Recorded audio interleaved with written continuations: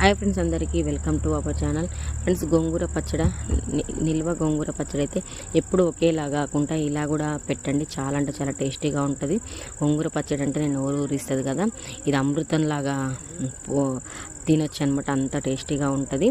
నేను చెప్తున్నా అనేది కాదు, కూడా మీరు కూడా ట్రై చేయండి. చాలా అంటే చాలా టేస్టీగా ఉంటుంది.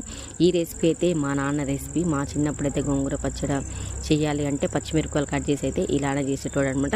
చాలా అంటే చాలా బాగుండేది అనమాట. ఈరోజు గోంగూర పచ్చడి పెడుతుంటే మా నాన్న నాకు గుర్తుకొచ్చాడు అనమాట. ఇన్ని సంవత్సరాల తర్వాత అయితే అంత టేస్టీగా ఉంటుంది.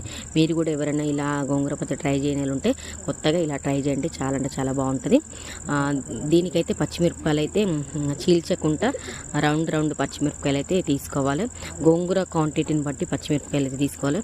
మేమైతే గోంగూర అయితే ఒక కేజీ గోంగూర దాకా తీసుకున్నాం. కేజీ గోంగూర అంటే బాగానే 2 కట్టలు అంట అనమాట. ఇక్కడ ఊర్లలో అయితే కట్టలు లెక్కన పెద్ద కట్టలు లెక్కన ఉంటాయి. అలా 2 కట్టలు అయితే గోంగూర తీసుకున్నాం. దానికి తగ్గట్టు అయితే పచ్చిమిర్చి అయితే 1/2 కిలో తీసుకున్నాం. మేము ఎక్కువ కారం తినాం కాబట్టి అయితే 1/2 కిలో పచ్చిమిర్చి అయితే తీసుకున్నాం. అది చీల్చకుండా చిన్నగా కట్ చేసుకోవాలి. ఒక 1/2 కిలో సగం ఎల్లిపాయలలో అందులో కొంచెం అల్లం ముద్ద, కొంచెం ఏమో తాలింపు చేసుకోవడానికి అయితే ఎల్లిపాయలు అయితే బాగా వేయించుకోవాలన్నమాట. కంపల్సరీగా అయితే ఎల్లిపాయలు తాలింపుకి వేసుకోకుండా వేసినా కూడా ఎల్లిపాయ ముద్ద అయితే కంపల్సరీగా వేసుకోవాలి ఫ్రెండ్స్. దీంట్లో గోంగూర పచ్చడిలో టేస్టీగా ఉండేదంటే ఎల్లిపాయ ముద్దే అనమాట. దానికి సరిపోయేంత ఎండుమిరపకాయలు కూడా వేసుకోవాలి. ఎండుమిరపకాయలు కూడా చాలా వేసుకుంటే ఆ గోంగూరతో పాటు ఎండుమిరపకాయలు కూడా తింటుంటే చాలా బాగుంటుంది. ఎండుమిరపకాయలు అయితే ఫస్ట్ అయితే వేసుకోవద్దు అనమాట, మాడుతాయి. పచ్చిమిర్చి, ఎల్లిపాయ ముద్ద, ఎల్లిపాయలు, కరివేపాకు అవన్నీ వేసుకున్న తర్వాత లాస్ట్కి అయితే ఎండుమిరపకాయలు వేసుకోవాలి. దోరగా ఫ్రై అయితే చాలు, ఎక్కువ మాడాల్సిన అవసరం లేదు. చాలా అంటే చాలా టేస్టీగా ఉంటుంది.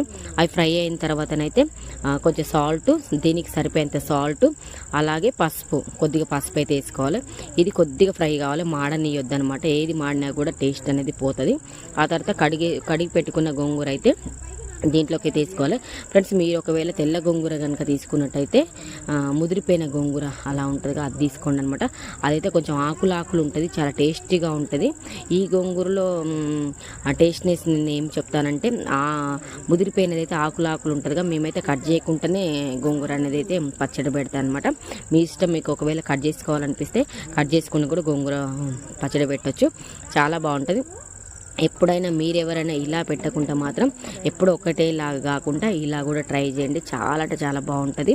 నేనైతే ఎంత ఇష్టంగా తింటానంటే అంత ఇష్టంగా తింటాను. ఓకేనా ఫ్రెండ్స్, అందరికీ